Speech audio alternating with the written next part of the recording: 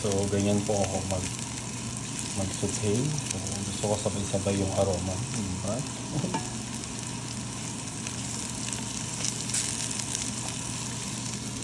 Pa-translucent lang natin siya. Masarap. Siyempre, iba-iba tayo kung paano tayo mag-saute ng garlic.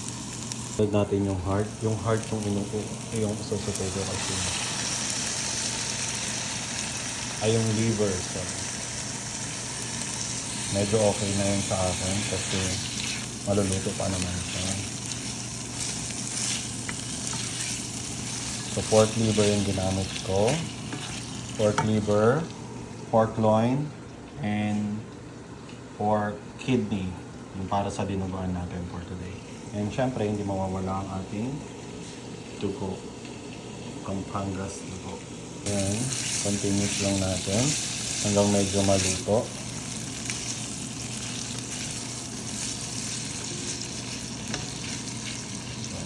Just wait until like 3 to 5 minutes para masyado siyang luto. Kasi yung dalawa medyo naluto ko na yan. Medyo sinapay ko na sila kanina. Kasi liver naman. Nilagyan ko to ng konting suka para medyo maluto na agad siya. So nakakatakot yung kulay. Meron akong konting sugar, patis, paminta. So dahil wala akong chilling green, so mag-chili tayo. Mas pampalasa. Tapos ang ating bato potato. After 3 minutes, so ako kasi mas gusto ko nilalagay na yan para medyo bumango na siya at matanggal yung lansa. So ngayon, susunod na natin yung flavor. Ayun. So, agawin natin ulit.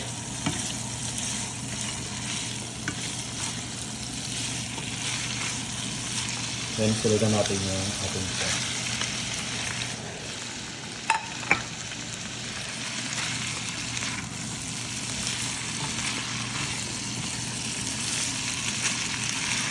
So, again, medyo simmer lang natin siya ulit ng mga 5 minutes. Tapan ko lang muna ng konti. Antay lang tayo. Bali mamaya titimpla na natin siya. So bali meron ako dito yung mga pinagkuluan. So gagamitin ko ng broth. Ito yung pinagpakuluan ko kanina ng mga ano. So medyo may broth ako para dyan. So nilagyan ko yan ng konting pampalasa. So mamaya titimplahan na natin ng ganyan. So 5 minutes lang yan and then good to go tayo. Siyempre, i-check natin baka masunog. Hindi natin yung ilalim para hindi benefit.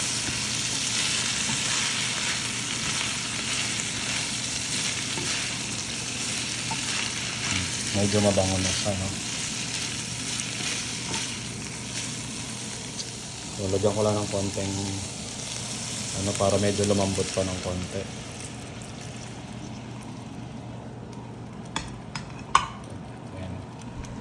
Pa-simmer lang natin. So may iba-iba tayong version ng dinuguan kaya. So ngayon, lalagyan ko lang ng konting vinegar. Wala sa inyo. Ako kasi medyo gusto ko nito maasim-asim na manamis-namis yung aking dinuguan.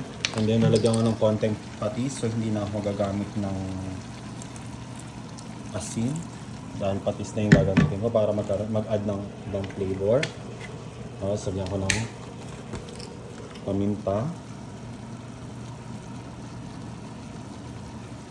Dahil wala akong chili, so chili powder tayo. Para may kick lang yung lasa. So yan. Okay, then ngayon haluin lang natin siya.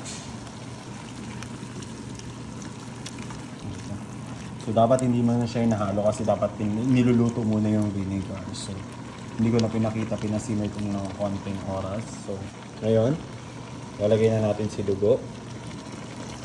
Ano siya? So dahil ayokong bobo yung dugo, gusto ko ano siya, kumbaga dito malabnaw or gano'n, lalapot siya, hindi siya yung buong dugo na ano. Kaya ganun yung gusto kong pagkadugo niya. Para masarap siyang kainin. Yan. So, dinuguan na siya.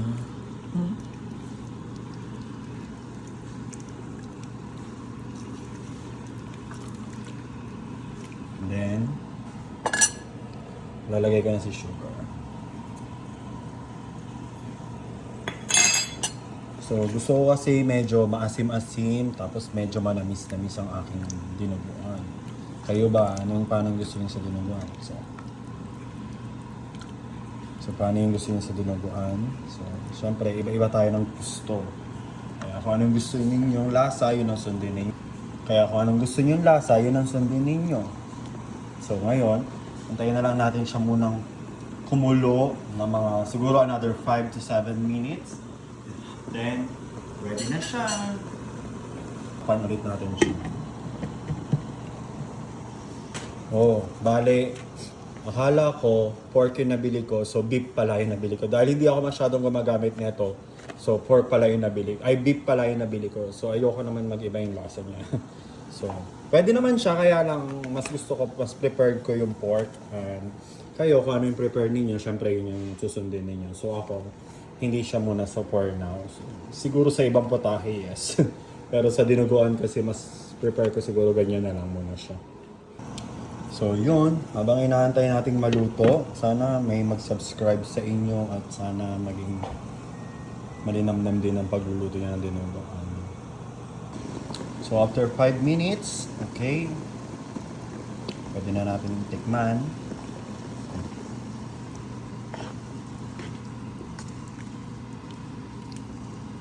Para kung dadagdagan natin ng asim, alat, tamis, or kung ano man.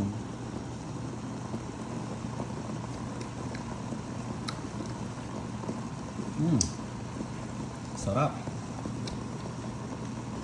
Alam nyo kung ano yung kulang talaga dito. Kulang talaga dito yung dapat talaga yung pork belly, parang medyo mamantika.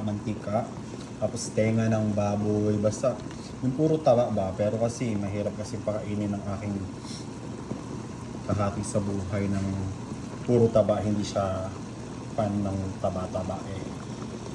So yun. Tikman na natin. Maghain na. Yun na. Chibugan time. So, sana maging masaya kayo sa panonood. Ito na.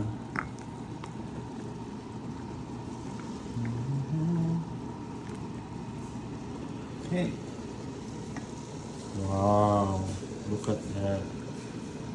Okay, so, yung iba, mas gusto nila yung dinuguan nila eh madugo-dugo talaga, yung buo-buo, pero ako so, kain na tayo. May puto sana, mahaba-haba na naman yan, kanin na yan. So enjoy.